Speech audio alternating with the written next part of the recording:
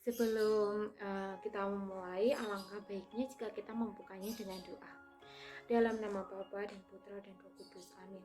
Tuhan Yesus yang Maha Baik, terima kasih karena Engkau selalu memberikan kesempatan kepada kami untuk selalu belajar apa yang bisa kami pelajari. Tuhan, semoga apa yang akan kami dapatkan hari ini, pelajaran, serta apapun dapat berguna bagi hidup kami.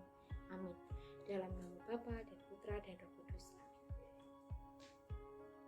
Halo, selamat sore. Perkenalkan, nama saya Larissa Citra dari kelas akuntansi 1.2 dengan NIM 21.1.0037. Di sini saya akan membuat video reaction mengenai tugas agama yang sudah diberikan tentang krisis ekologi. Bumi sebentar lagi akan mengalami titik puncak kehancuran. Begitulah kesan pintas lalu mengenai krisis ekologi yang belakangan begitu marak diperbincangkan. Berbagai penelitian ahli membuktikan bahwa eksistensi lingkungan hidup pelestariannya mulai terancam secara signifikan. Krisis lingkungan yang secara ilmiah filosofis tersebut disebut dengan krisis ekologi merupakan refleksi krisis spiritual manusia modern yang telah menghilangkan Tuhan dalam hubungannya terhadap alam. Kesalahpahaman dan kegagalan manusia dalam memahami hakikat serta realitas alam menyebabkan sikap eksploitatif terhadapnya. Krisis ekologi ini tidak dapat dikatakan sebagai sebuah peristiwa alami yang terjadi di alam ini, karena manusia tidak bisa melepaskan diri dari kesaling hubungannya terhadap lingkungan. Manusia tergantungi akan dinamika kehidupan lingkungan. Ketika lingkungan tumbuh kembang dengan baik, maka ia akan memberikan nilai kebaikan pula untuk kehidupan manusia. Sebaliknya, ketika ritmik lingkungan mengalami ketidakseimbangan, maka ia akan mengganggu sistem keseimbangan kehidupan. Tidak hanya dalam kehidupan manusia atau hewan melulu, melainkan keseluruhan kehidupan itu sendiri. Nah, jadi faktor-faktor apa saja yang menyebabkan adanya krisis ekologi adalah salah satunya karena perilaku manusia, seperti pencemaran lingkungan, penebangan pohon secara berlebihan, kebakaran hutan, limbah industri, pertanian modern secara tidak tepat, dan pembangunan berkembang pesat dengan cara yang salah. Nah, krisis ekologi yang telah melanda dunia saat ini membuat diskusi-diskusi dalam sains dan agama terasa semakin mendesak. Kalau orang yang berasal dari perspektif yang berbeda tidak bisa menyepakati satu keprihatinan bersama akan dunia natural ini, sistem planet kita terancam bahaya, kehancuran yang tidak terelakkan lagi. Kesadaran ini telah merasuki dan membangkitkan paradigma baru bahwa masalah krisis ekologi yang terjadi hari ini bukan hanya berkaitan dengan masalah ekonomi, sosial, dan politik semata, tetapi juga pada berkaitan dengan masalah intelektual dan spiritual manusia. Kesatuan manusia dengan alam terlihat jelas dari unsur materi yang Allah gunakan untuk menciptakan manusia, yakni dari debu dan tanah. Oleh karena itu, merusak alam dalam perspektif iman Kristen sama saja dengan merusak unsur utama dari diri manusia. Tidak dapat disangkal bahwa keterikatan manusia dengan alam membuat manusia bertanggung jawab penuh akan kelestarian alam di sekitarnya.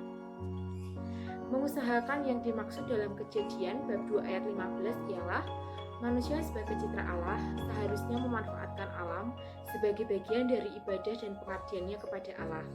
Dengan kata lain, penguasaan atas alam seharusnya dijalankan secara bertanggung jawab, memanfaatkan sambil menjaga dan memelihara. Ibadah yang sejati adalah melakukan apa saja yang merupakan kehendak Allah dalam hidup manusia, termasuk hal mengelola dan memelihara lingkungan hidup yang dipercayakan kekuasaan atau kepemimpinannya kepada manusia.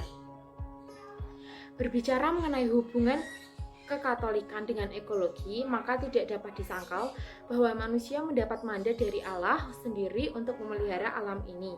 Dengan sedemikian rupa, bukannya malah merusaknya. Teologi bukan hanya berbicara mengenai hubungan manusia dengan Allah atau Allah dengan manusia, melainkan juga berbicara mengenai bagaimana manusia menjaga alam ciptaan ini serta menatanya sedemikian untuk kemuliaan Allah. Dengan kata lain, spiritualitas berbicara tentang manusia, Allah, manusia sesamanya, dan manusia alam sekitar. Manusia tidak diciptakan Allah untuk bertindak sewenang-wenang terhadap alam.